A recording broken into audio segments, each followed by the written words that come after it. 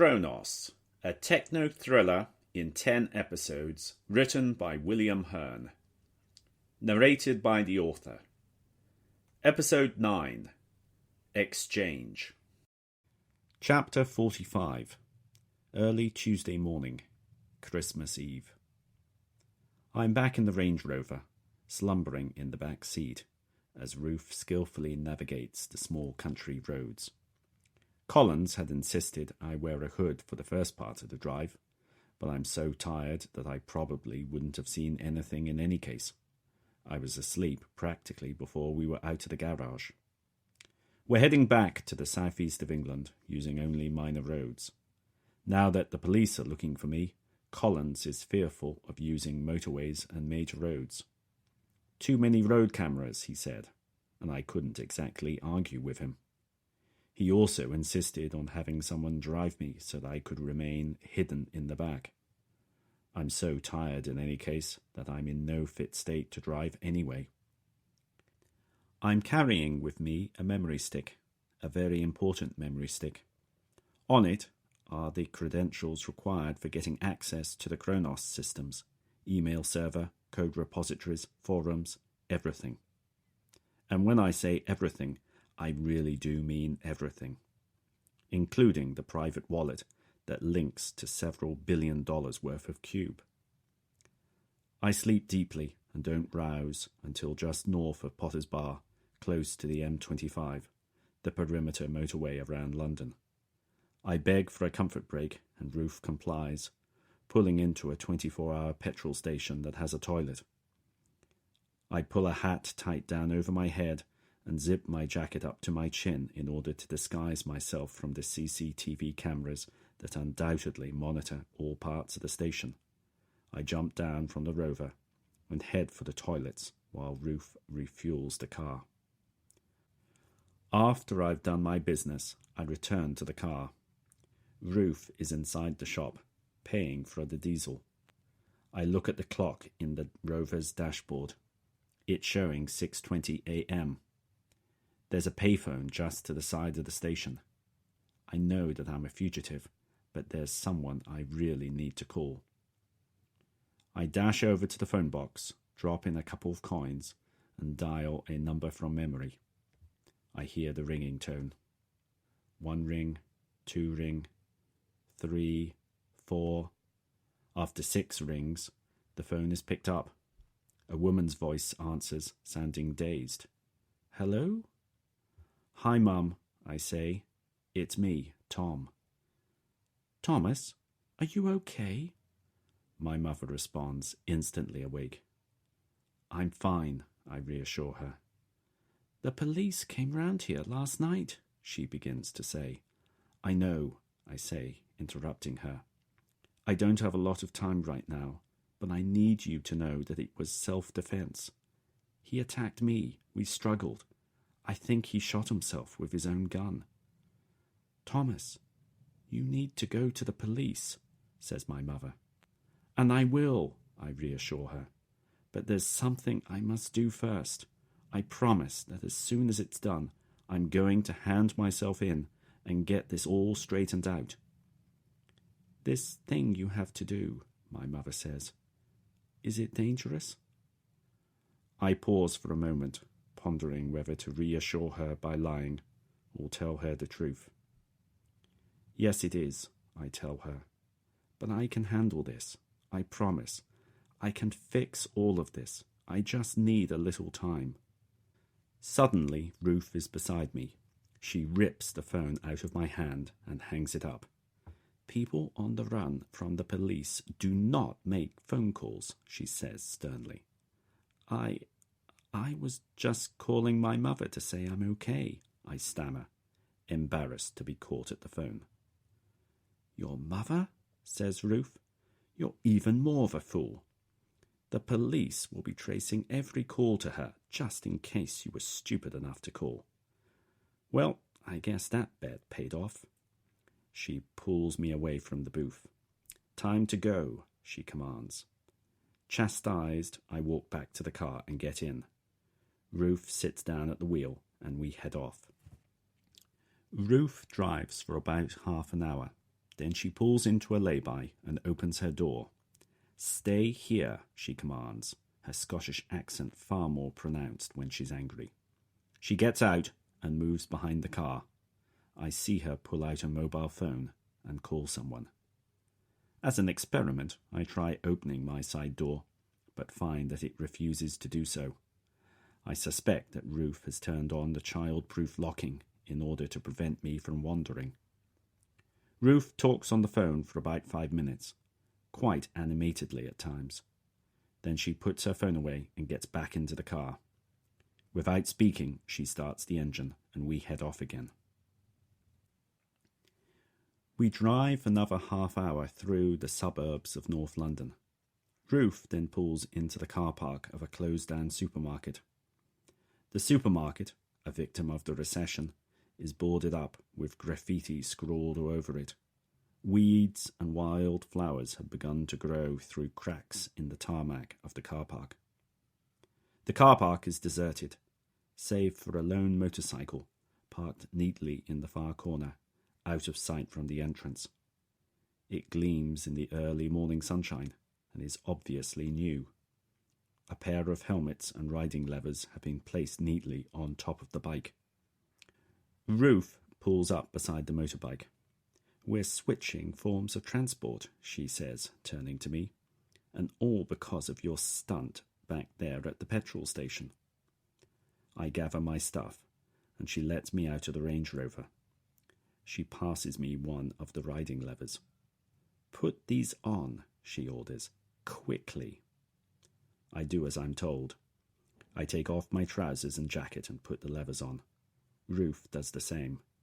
We stuff our clothes into one of the side panniers on the bike. From the other pannier, Ruth produces a cell phone. She tosses it to me. "Use this to keep in touch with me," she says. "It's programmed to call only my mobile. Don't even think about trying to change that. You can't."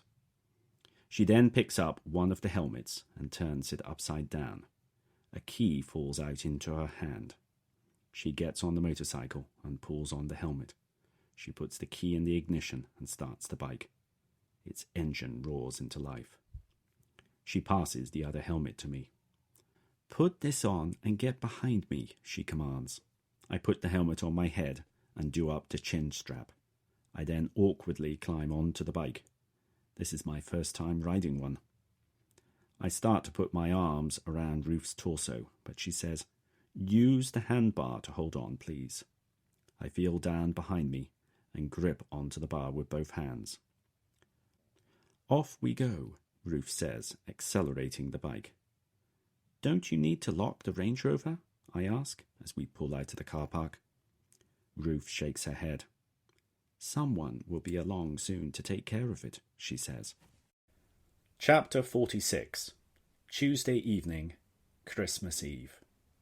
The car is old and decidedly beat up.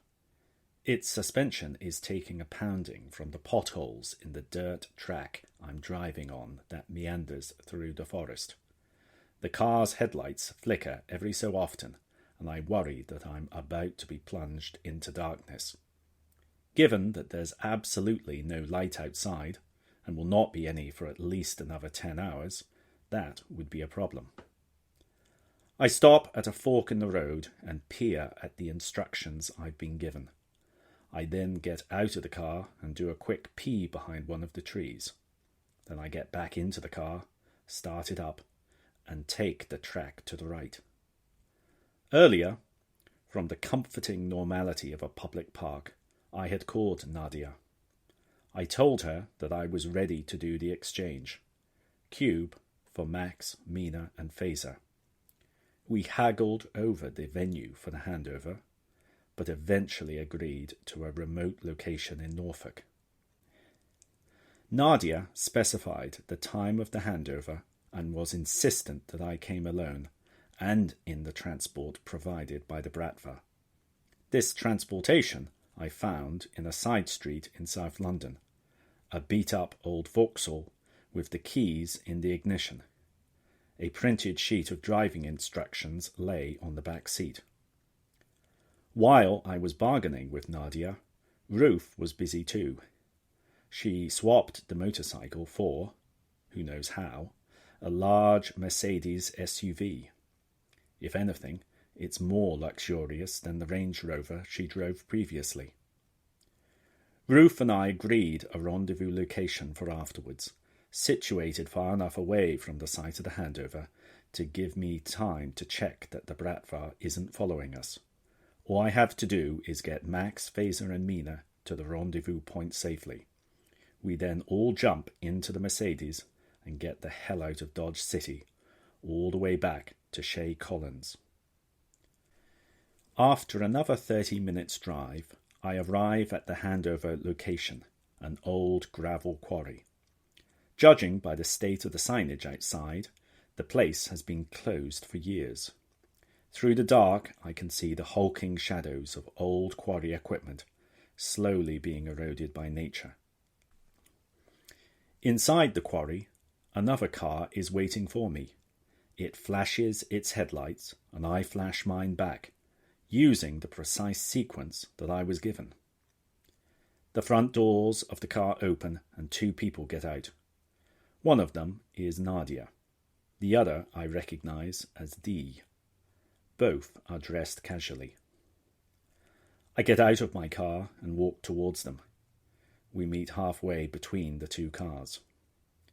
"Hello," I say to Nadia. I nod to her accomplice. "Nice to see you off duty for once." Dee just stares impassively at me. "To business," Nadia says, clearly not in the mood for chit-chat. "Have you brought the goods?" "Of course," I say. "First, we search you and your car," says Nadia, "just to check that you haven't brought anything else." Dee searches me thoroughly. Finally, when he's satisfied, he pulls out a torch from his pocket and goes over and checks out the car. This takes even longer. He's not one for skimping details.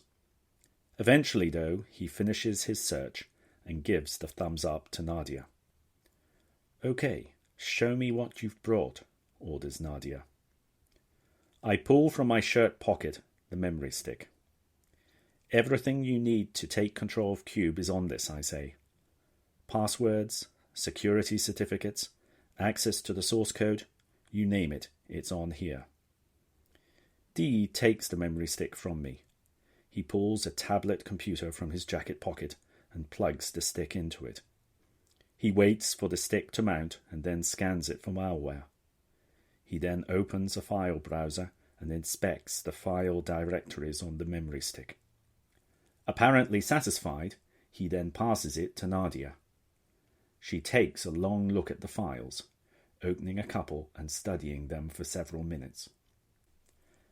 Finally, she speaks. "Everything seems in order. I'm impressed that you managed to convince the group to hand over this." "Some of them knew Buckeridge," I say. "They didn't want anyone else to die." Nadia nods. "A wise choice," she says. She leans over and says something to Dee. He walks back to the car and opens one of the passenger doors.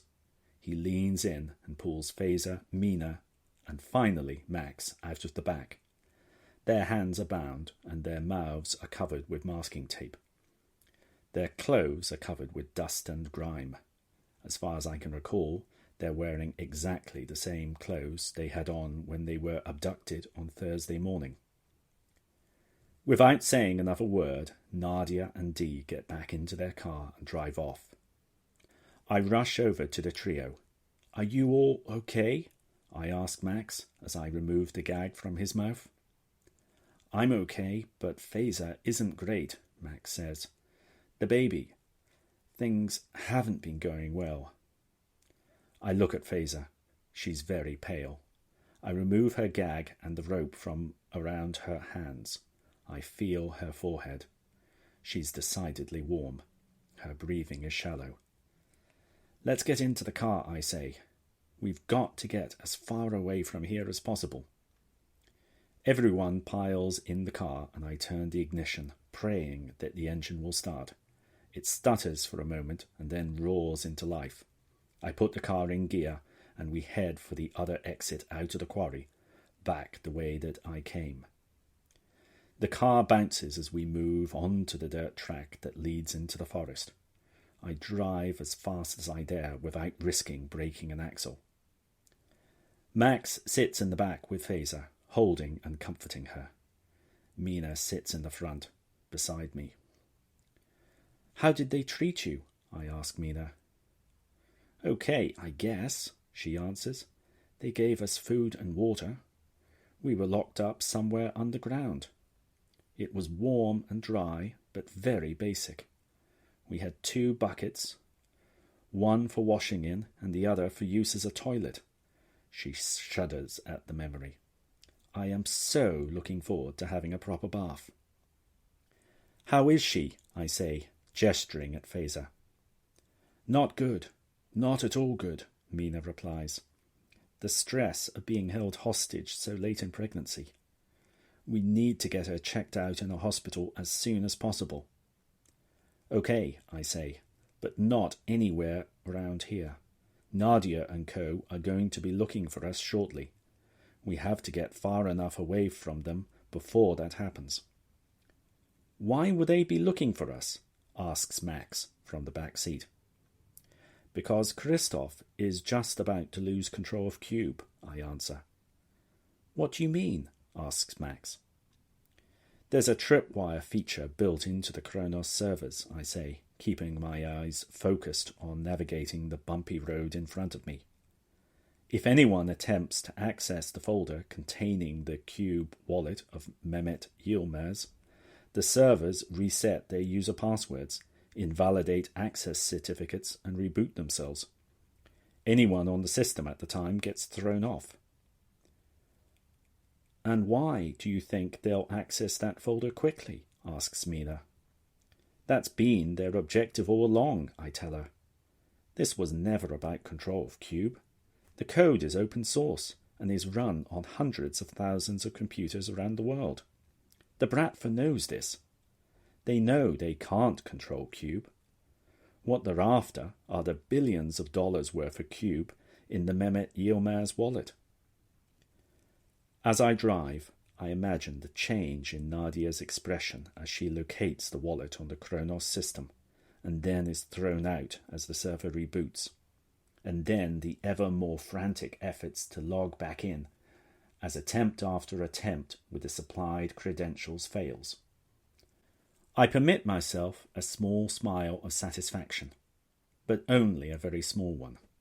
We are, quite literally, not out of the woods yet. This forest road is windy, but it has no turn-offs or junctions. Anyone following us just needs to have a better car, and they'd catch up to us in no time. I keep my foot as hard on the accelerator as I dare. The car's headlights are dipped in order to reduce the amount of light we're giving out, and so limit the distance from which we can be spotted. We come to the T-junction where I stopped. I stop the car and walk over to the tree where I took a pee earlier. I pull back one of the stones from beside the tree and retrieve my cell phone. I return to the car. I turn the phone on and glance at the signal bar. Or rather, where there should be a signal bar. The thing's not picking up any service at all. Crap. Was that one of the reasons that the Bratva picked this remote location for the handover? I start the car up again and we continue. After another 5 minutes, I'm beginning to relax, but then I hear a rattle start up from the car's engine. It gets louder. Then the engine coughs, splutters, and then cuts out. Am I out of fuel? I glance at the gauge. It still says that I've got half a tank full. But now that I think about it, it's been saying that ever since I picked the car up in South London. I get out of the car and flip open the fuel cap. I tap the inside of the tank and get nothing but a hollow ring in response. Yep, we're out of fuel. Sam's words about Christoph once again ring through my head. He never leaves loose ends. I get back into the car. We're out of petrol, I tell my passengers. Max lets out an audible groan. They rigged the gauge and gave us just enough fuel to get to the handover point plus a bit extra, I tell him. They don't want us to escape. Which means we better get off the road and away from this car, says Mina as she opens her door to get out. She helps her sister out of the car. Faiza is very quiet, her breathing still shallow.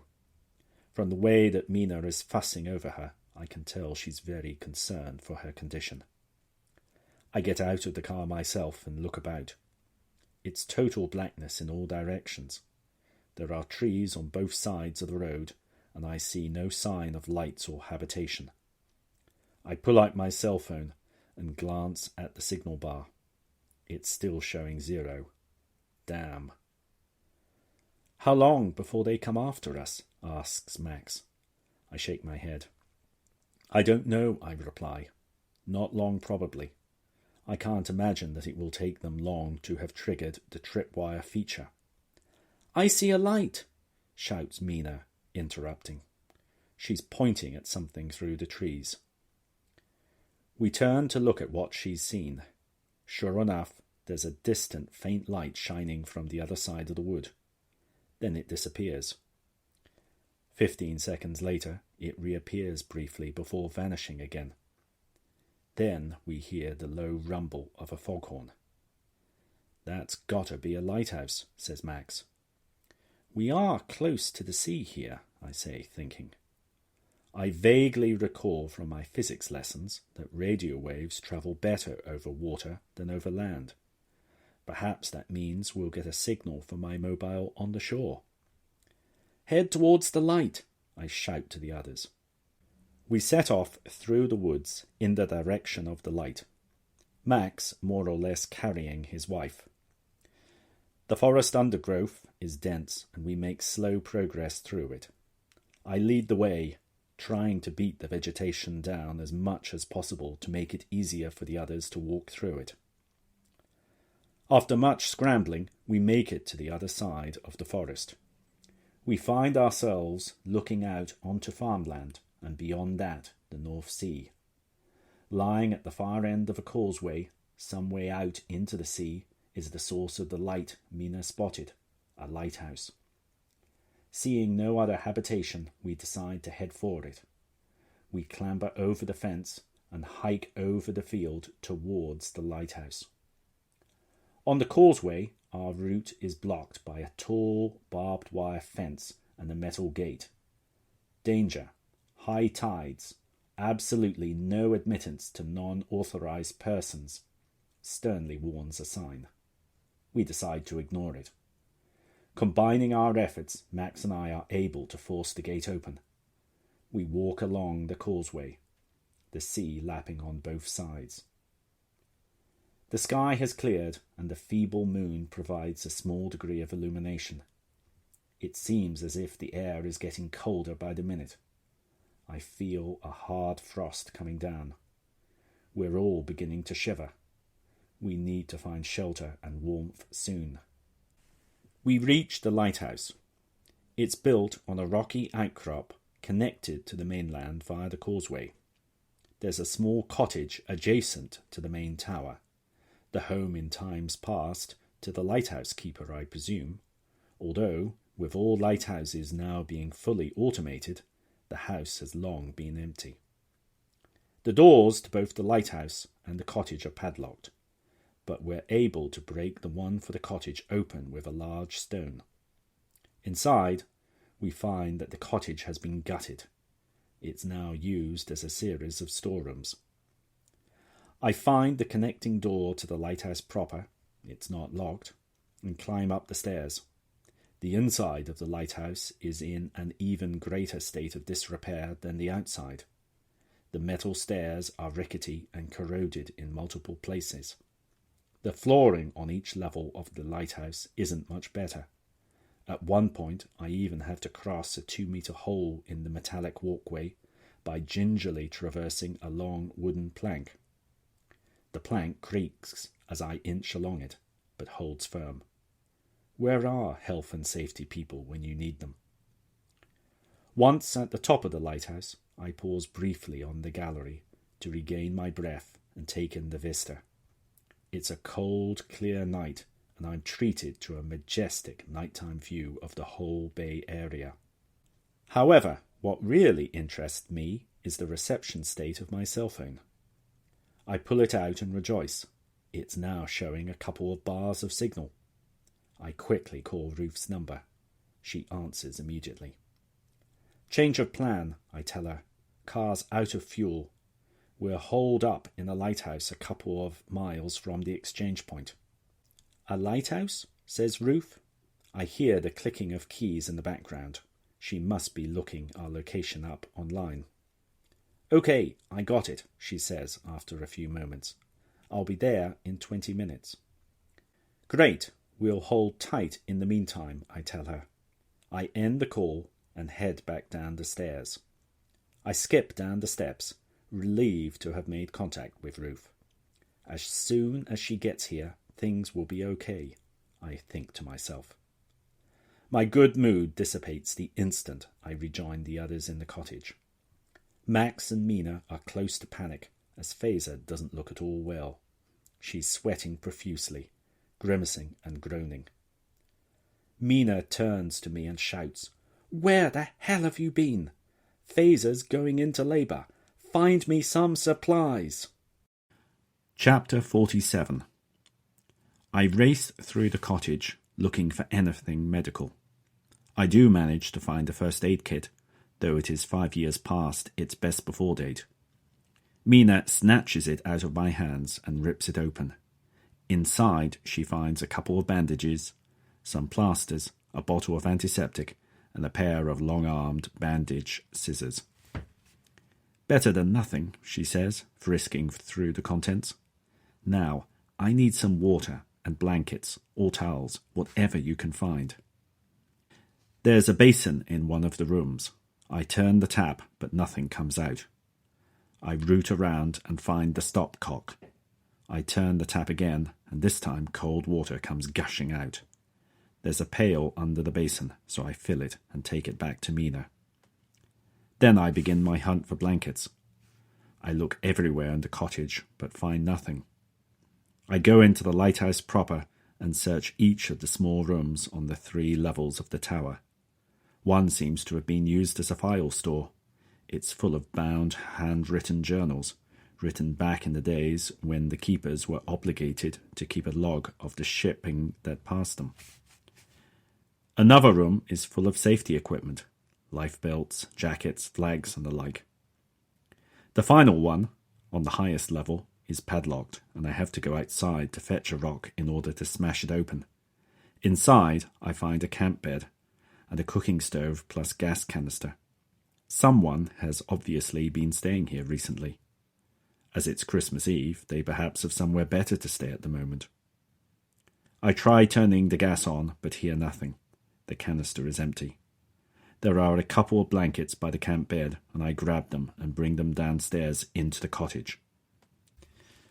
Mina takes the blankets from me gratefully, but things are not going well.